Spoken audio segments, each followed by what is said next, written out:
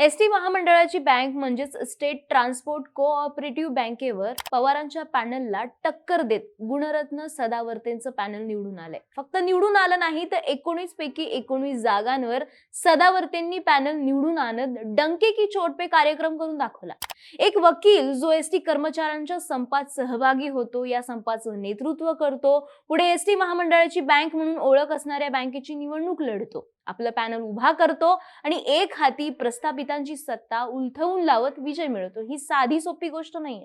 गुणरत्न सदावर्ते यांच्यासारख्या नवख्या व्यक्तीने एसटी बँकेवर नक्की विजय कसा काय मिळवला, एसटी बँक नेमकं काय काम करते आणि या विजयामुळे गुणरत्न सदावर्तेंची पॉवर नेमकी किती वाढली आहे समजून घेऊया या व्हिडिओतून. नमस्कार, मी मोहिनी जाधव आणि तुम्ही पाहताय बोलभिडू. तर झालंय असे की एसटी बँकेची निवडणूक 2020-21 मध्ये होणं अपेक्षित होतं, मात्र कोरोनामुळे ती 2023 मध्ये झाली.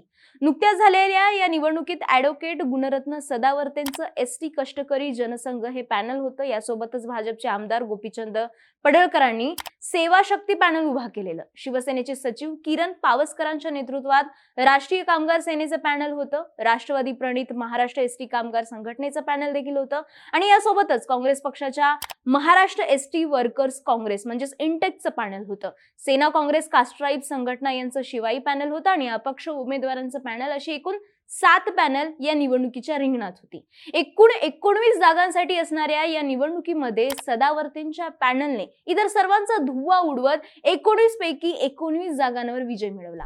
आता हा झाला निकाल, पण एसटी बँक म्हणजे नेमकं काय हे समजून घ्यायला हवं. म्हणजे सदावर्तेंनी नेमकी कोणती कामगिरी केली आहे हे लक्षात येईल. तर state transport cooperative bank limited ही बँक एसटी कर्मचाऱ्यांसाठी स्थापन करण्यात आलेली बँक आहे, जिला सोप्या भाषेत एसटी बँक म्हणून ओळखलं जातं. एसटी बँक ही पगारदार आणि नोकरदारांच्या बँकांमधली महत्वाची बँक म्हणून गणली जाते. एसटी कर्मचाऱ्यांचे सर्व व्यवहार या बँकेतच होत असतात. सध्या एसटी बँकच्या राज्यभरात 50 शाखा आहेत आणि 11 विस्तार केंद्र कार्यरत आहेत. एसटी महामंडळाचे मुख्यालय मुंबई सेंट्रल इथं असून त्याच इमारतीत बँकेची मुख्य शाखा आहे. या बँकेचा कारभार कोण पाहत असतं, ते एसटी महामंडळाचे उपाध्यक्ष आणि व्यवस्थापकीय संचालक हेच या एसटी बँकेचे पदसिद्ध अध्यक्ष असतात आणि एसटी महामंडळाचे वित्तीय सल्लागार आणि मुख्य लेखाधिकारी हे या बँकेचे पदसिद्ध उपाध्यक्ष असतात. तर या एसटी बँकेत सध्या सर्वसाधारण 85,000 एसटी कर्मचारी सभासद आहेत. एसटी कर्मचाऱ्यांचे बहुतांशी व्यवहार हे याच बँकेतून चालतात. एसटी कर्मचाऱ्यांची सभासद वर्गणी, शेअर्स, भाग भांडवल, घेतलेल्या कर्जांचे व्याज यावर बँकेची उलाढाल होत असते. अर्थात आपण ज्या बँकेतून सर्वसामान्य व्यवहार करतो, म्हणजे कर्ज काढतो, पैसे ठेवतो, या सर्व सुविधा एसटी बँक एसटी कर्मचाऱ्यांना पुरवत असते. एसटी कर्मचाऱ्यांसाठी विशेष करून ही बँक असल्याने कर्जाचे व्याजदर देखील कमी असतात आणि त्यामुळेच इतर ठिकाणांहून कर्ज मंजूर करून घेण्यापेक्षा एसटी कर्मचाऱ्यांचा कल हा एसटी बँकेतून कर्ज घेण्याकडे जास्त असतो. साहजिकच एसटी कर्मचाऱ्यांच्या आर्थिक नाड्या हाती ठेवण्याचं प्रमुख साधन म्हणून या एसटी बँकेकडे पाहिलं जातं. उदाहरणच सांगायचं झालं तर एसटी बँकेच्या रुपया फंड कन्सेप्टचं सांगता येईल.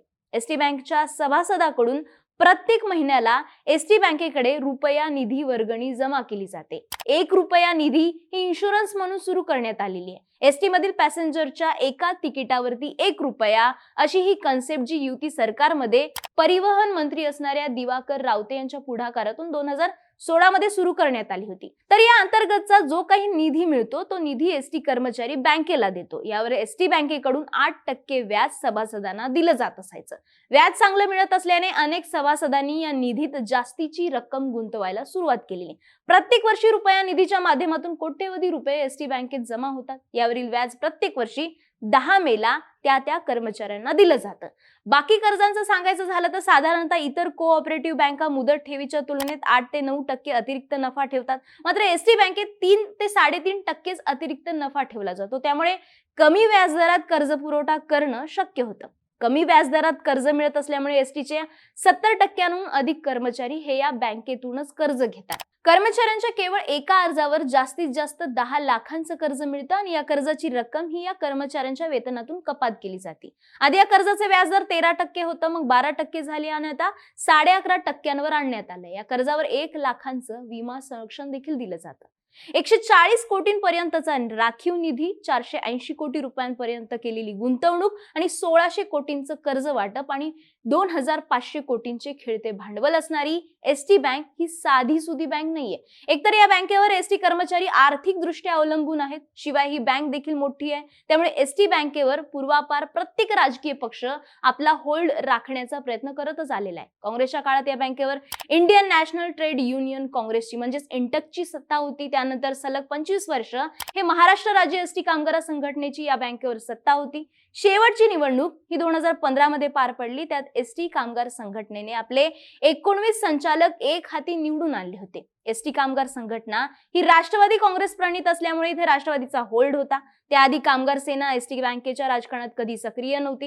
पण दिवाकर रावतेंच्या मंत्रिपदाच्या कार्यकाळात कामगार सेनेने एसटी बँकेच्या निवडणुकीत एंट्री घेतली होती. 2015च्या निवडणुकीत कामगार सेनेचं पॅनल देखील होतं. मात्र या निवडणुकीत एसटी कामगार संघटना निवडून आली आणि केवळ 1000 मतांनी इंटक दुसऱ्या क्रमांकावर राहिली, तर कामगार सेना तिसऱ्या क्रमांकावर फेकली गेली होती. यावेळी शिंदेच्या शिवसेनेच्या वतीने पावसकर यांनी स्वतःचं पॅनल उभं केलं होतं, मात्र त्यांचा पराभव झाला. एसटी बँकेवर आधी काँग्रेसची सत्ता होती, त्यानंतर राष्ट्रवादी प्रणित एसटी कामगार संघटनेचा होल्ड होता. आणि असं असताना सदावर्तेंसारख्या नवख्या व्यक्तीने या बँकेवर कसा विजय मिळवला हे जाणून घेताना आपल्याला एसटी कामगारांच्या संपाच्या सुरुवातीपासूनचा आढावा घ्यावा लागेल. 28 ऑक्टोबर 2021 पासून एसटी कर्मचाऱ्यांनी बेमुदत संप पुकारला. एसटीचं विलीनीकरण आणि वेतनवाढ ही प्रमुख मागणी समोर ठेवून हा संप सुरू होता. हा संप आझाद मैदानावर सुरू होता. तिथे गोपीचंद पडळकर आणि सदाभाऊ खोत यांनी या आंदोलनाचं नेतृत्व स्वीकारलं होतं. 12 नोव्हेंबरला मंत्रालयावर मोर्चा काढण्यात आला आणि एसटी महामंडळाने वेतनवाढ जाहीर केली. मात्र विलीनीकरण शक्य नाही या मुद्द्यावर माघार घेत खोत आणि पडळकर बाहेर पडले आणि अचानक या संपामध्ये सदावर्ते यांची एंट्री झाली. 25 नोव्हेंबरला गुणरत्न सदावर्ते यांनी पडळकर आणि खोत यांच्यावर टीका केली आणि डंके की चोट पे विलीनीकरण करून दाखवणार असं म्हणत या संपाचं नेतृत्व हाती घेतलं. गेल्या 8 वर्षात फक्त 300 रुपये पगारवाढ दिल्यामुळे एसटी कर्मचारी प्रस्थापित संघटनांच्या राजकारणाला कंटाळून गेले होते. गेल्या 25 वर्षातल्या ढिसाळ कारभारामुळे आधी अ वर्ग गटात असणारी एसटी बँक आज क वर्ग गटात आली आहे. एसटी बँकेतून कर्ज काढणं कर्मचाऱ्यांसाठी आता अवघड गोष्ट होऊन बसली, कारण आधी 11% मिळणारं कर्ज कोविड नंतरच्या काळात 13% वसूल केलं गेलं. इतकंच नाही तर काही कर्मचाऱ्यांचा असा आरोप आहे की त्यांच्याकडून 14.5% व्याज वसूल केलं जातंय. कर्जावरील व्याजाची अनियमितता देखील डोकेदुखीची गोष्ट ठरली आहे. त्यात कोरोना नंतर बँकेने अन्यायकारक वसुली सुरू केली. नेमका हा रोष एसटी कर्मचाऱ्यांच्या संपामध्ये दिसून आला. त्यात पडळकर आणि खोत यांनी आंदोलन सोडलं, कर्मचाऱ्यांची साथ सोडली. तेव्हा सदावर्ते यांनी या कर्मचाऱ्यांना साथ दिली. त्यांनी एसटी महामंडळाच्या कर्मचाऱ्यांचं वकीलपत्र हाती घेतलं आणि त्यांच्या नेतृत्वात 5.5 महिने संप चालू राहिला. याच दरम्यान एसटी बँकेच्या निवडणुकीचे वेध लागले होते. गुणरत्न सदावर्ते यांनी एसटी बँकेच्या निवडणुकीचं टार्गेट समोर ठेवलं होतं आणि त्या उद्देशाने त्यांनी संपात सहभाग घेतला अशी टीका देखील त्यांच्यावर झाली. निवडणुकीला केंद्रस्थानी ठेवून सदावर्ते तयारीला लागले. मराठा आंदोलनाच्या विरोधात असणाऱ्या सदावर्ते यांनी या संपात 1 मराठा लाख मराठा अशी घोषणा दिली. संपादरम्यान एसटी कामगार संघटनेला आणि शरद पवारांना कायम आपल्या निशाण्यावर ठेवलं. शिवाय शरद पवारांनीच एसटी कर्मचाऱ्यांचं नुकसान केलं, जाणीवपूर्वक तेच विलीनीकरण टाळत असल्याचा गंभीर आरोप देखील त्यांनी केला. या विरोधाने टोक तेव्हा गाठलं जेव्हा 8 एप्रिल रोजी शरद पवारांच्या मुंबईच्या निवासस्थानी आंदोलक कर्मचाऱ्यांनी दगडफेक आणि चप्पलफेक केली होती. या प्रकरणी कर्मचाऱ्यांना उचकवल्याबद्दल सदावर्ते यांना पोलिसांनी अटक केली होती. 13 एप्रिल पर्यंत ते पोलीस कोठडीत होते. तुरुंगातून बाहेर आल्यानंतर त्यांनी निवडणुकीच्या पार्श्वभूमीवर सदावर्तेंनी स्वतःचं पॅनल उभं करायला सुरुवात केली आणि ते पुन्हा सक्रिय झाले. एसटी महामंडळाचं शासनात विलीनीकरण केलं जाईल, 7व्या वेतन आयोगाच्या धर्तीवर वेतन दिलं जाईल, त्याचप्रमाणे संप कालावधीत 5.5 महिन्यांचा पगार भरून देऊ असा त्यांनी प्रचार सुरू केला. शिवाय संप काळात संपकरी कर्मचाऱ्यांवर कोणतेही गुन्हे दाखल होऊ दिले नाहीत आणि यामुळे त्यांनी दिलेल्या आश्वासनांमुळे सदावर्ते यांचा एसटी कर्मचाऱ्यांवर प्रभाव निर्माण होत गेला. निवडणूक लागली आणि सदावर्ते आणि पडळकरांच्या पॅनलमध्ये रस्सीखेच सुरू होती. पण खरी चुरस गुणरत्न सदावर्ते पॅनल आणि शरद पवार पुरस्कृत संदीप शिंदे यांच्या कामगार संघटनेच्या पॅनलमध्ये होती. सदावर्तेंच्या एसटी कष्टकरी जनसंघ पॅनलने 19-0 ने पराभव करत मागील 25 वर्षांपासून सत्तेत असणाऱ्या एसटी कामगार संघटनेचा पराभव केला. तर दुसऱ्या क्रमांकावर गोपीचंद पडळकरांचं पॅनल होतं. अर्थात सूक्ष्म नियोजन करत ॲडव्होकेट गुणरत्न सदावर्तेंनी एसटी कर्मचाऱ्यांच्या असंतोषाला या निवडणुकीतून वाट मोकळी करून दिली. पण मूळ मुद्दा म्हणजे सदावर्तेंनी ही निवडणूक जिंकणं किती महत्वाचं आहे. सुरुवातीला आपण पाहिलं त्याप्रमाणे एसटी बँकेचे सभासद संख्या ही 85,000 इतकी आहे. या 85,000 जणांच्या कुटुंबावर थेट प्रभाव पाडणारी, त्यांच्या आर्थिक नाड्या ताब्यात ठेवणारी बँक म्हणून एसटी बँकेची ओळख आहे. अर्थात महाराष्ट्राच्या राजकारणात 85,000 जणांच्या कुटुंबावर थेट प्रभाव पाडणारी एखादी संस्था ताब्यात असण्याचं मूल्य आपण जाणतोच.